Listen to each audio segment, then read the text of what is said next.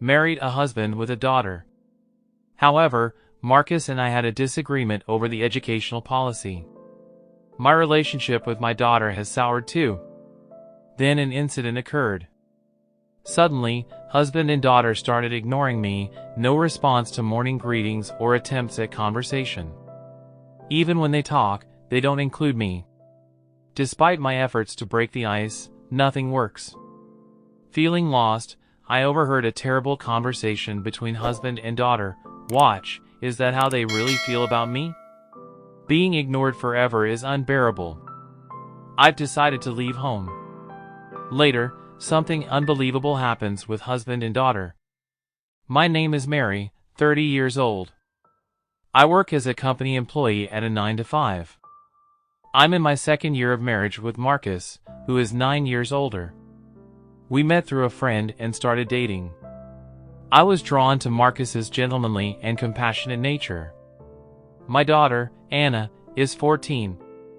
The three of us live together in a condo. As you can tell from Anna's age, she's not my biological daughter.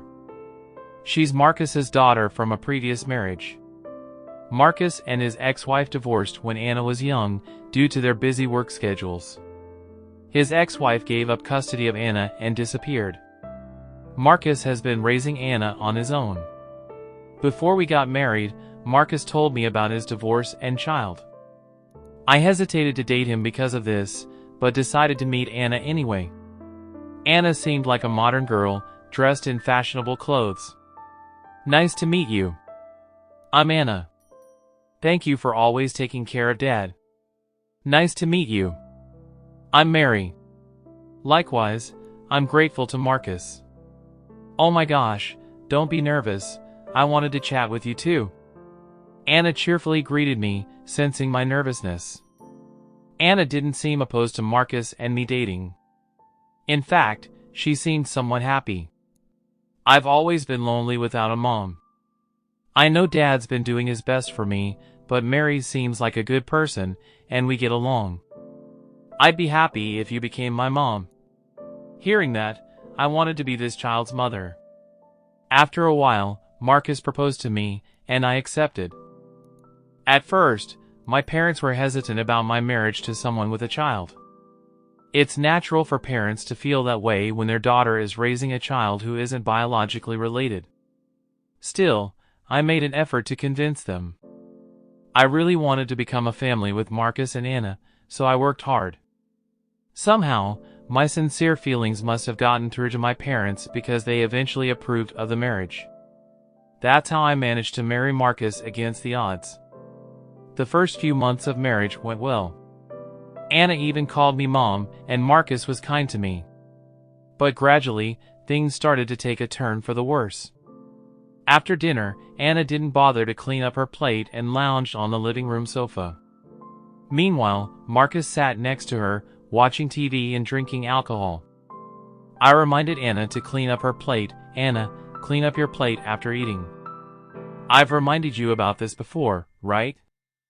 I thought I was stating a reasonable opinion, but Anna gave me a displeased look and glared at me. Ugh, seriously, it's such a hassle.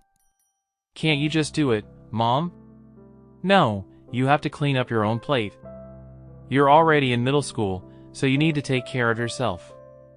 Don't lecture me about every little thing, you're so annoying.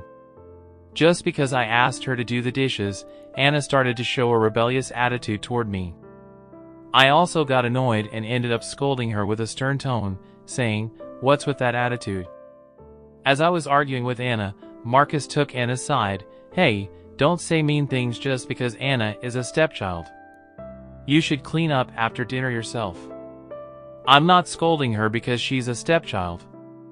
I'm saying it for Anna's own good. Anna and Marcus completely left the household chores to me. They did not try to help voluntarily, and although they would help if asked, they complained about it. Even when I said, "We're a family, so let's cooperate," Marcus said, "Housework is women's work," and Anna retorted, "You're cold for a mother." Even though I work as well, there are times when I'm busy.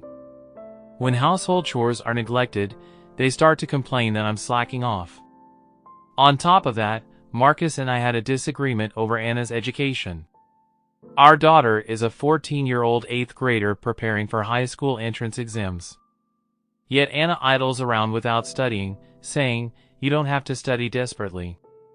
You can get good grades without studying much." It's true that Anna is a good learner, but there's no way she can pass exams without studying. The high school Anna wants to attend is private. It's better for her to develop a habit of studying. It's a matter concerning her future. So, I've urged Anna to study many times, but Anna finds me bothersome and responds with "shut up" and rebellion. Even when I consulted Marcus, he didn't listen. Anna is fine because she's reliable. Nagging like that will only kill her motivation. Don't say irresponsible things like that. High school will be much harder for her. If she's going to a private school, it's even more important to teach her the importance of studying. Shut up. You're not her real mother, so don't act all high and mighty. We've had many arguments over Anna's education, and our relationship has become strained. Moreover, Marcus has been away from home a lot lately. He says work has gotten busy, but maybe he just doesn't want to be with me. My relationship with Anna has also become very tense. Her rebellious attitude makes me feel depressed. The idea of divorce crosses my mind, but I can't seem to make up my mind. After persuading my parents to get married, I feared they'd be dismayed if we divorced after only 2 years.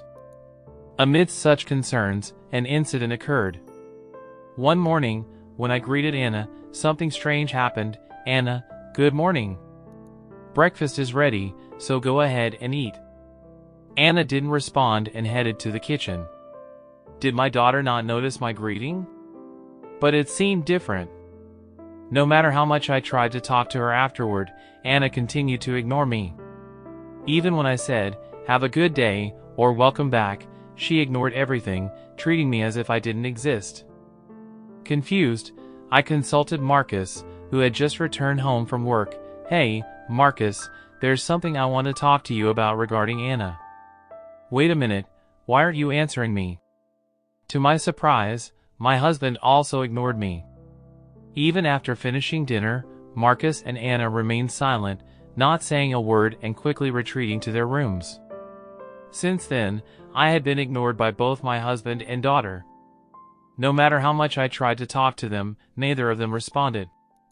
Even if I tried to join their conversation, they ignored me. I took the initiative to do the household chores and tried to get their attention by making their favorite dishes, but nothing worked.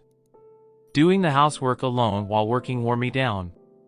On weekends, Marcus and Anna started going out to eat together more often, leaving me behind. Despite being a family, I was the only one excluded, and it made me terribly sad. How did it come to this? Certainly, there has been tension lately, but being treated like this is too much. I didn't understand why they suddenly started behaving this way. Even when I tried to talk to them, they ignored me, and it felt like my heart was breaking. Then a phone call came in, and I was astonished. One day, when I came home from work, Marcus and Anna were chatting, laughing out loud, making a derogatory remark about me. She continued, "Our ignoring strategy was a great success. Dad and I ignored her, and she shut up and did all the chores. If it was this easy, I should have ignored her sooner." Her father agreed. In addition, she earns our living expenses and has become a useful housekeeper. She used to be cheeky, but now she's in a good mood and doesn't say anything annoying. She's really naive, and it's been helpful. LOL. From now on, I'm going to high school and need money, so Mom needs to work even harder. I'm young and have a lot of things I want to do, so I can't do housework. Mom has to work harder than anyone else. LOL. Yeah, life is comfortable now. Let's keep ignoring her. Laughing uproariously, my husband and daughter were having such a conversation. Hearing it, I completely lost my patience. I'll never forgive them. I'll make sure they both suffer. The next morning, after all preparations were done, I greeted Marcus and Anna, but as usual, they ignored me and even clicked their tongues at me. After they were gone, I packed my things and left the house.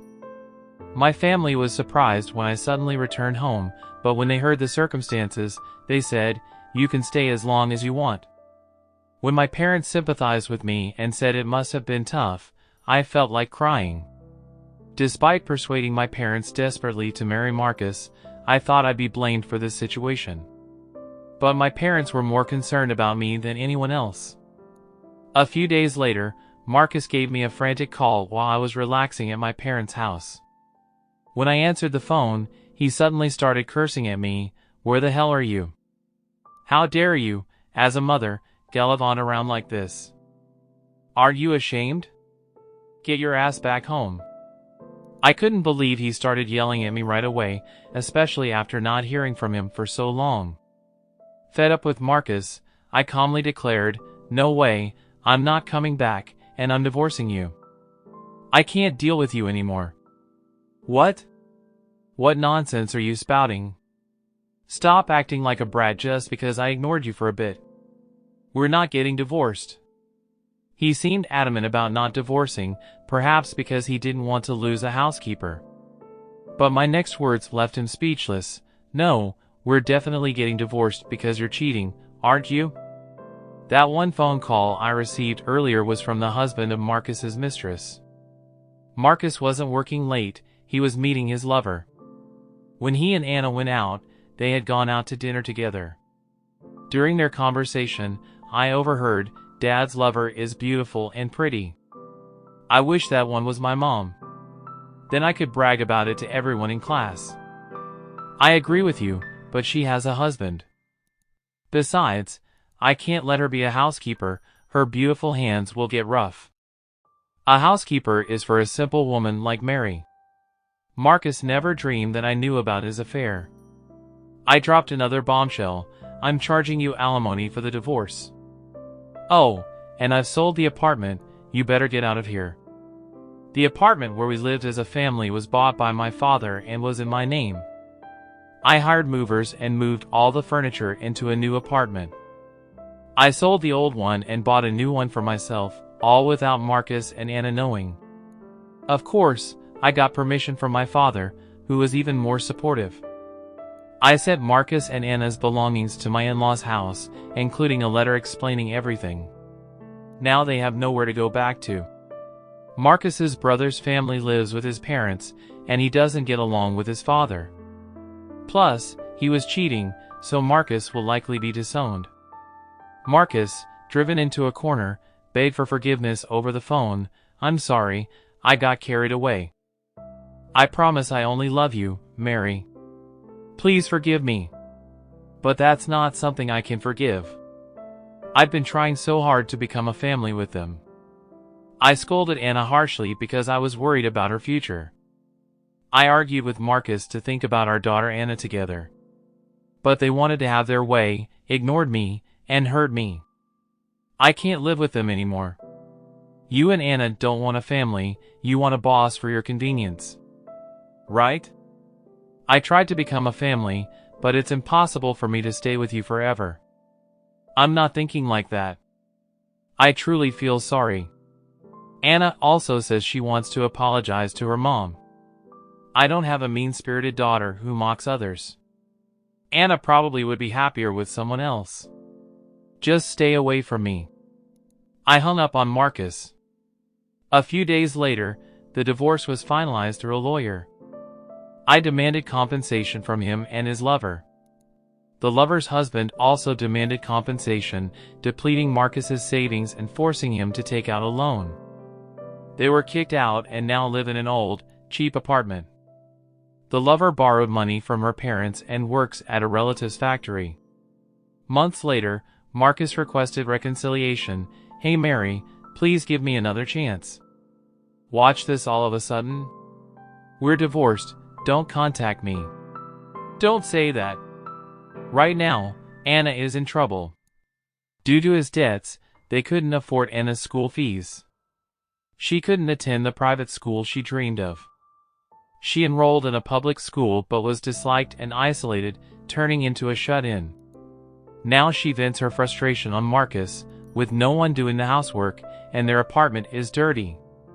They're likely to be kicked out. Don't reconcile with me, don't contact me again. I firmly rejected reconciliation and blocked his number.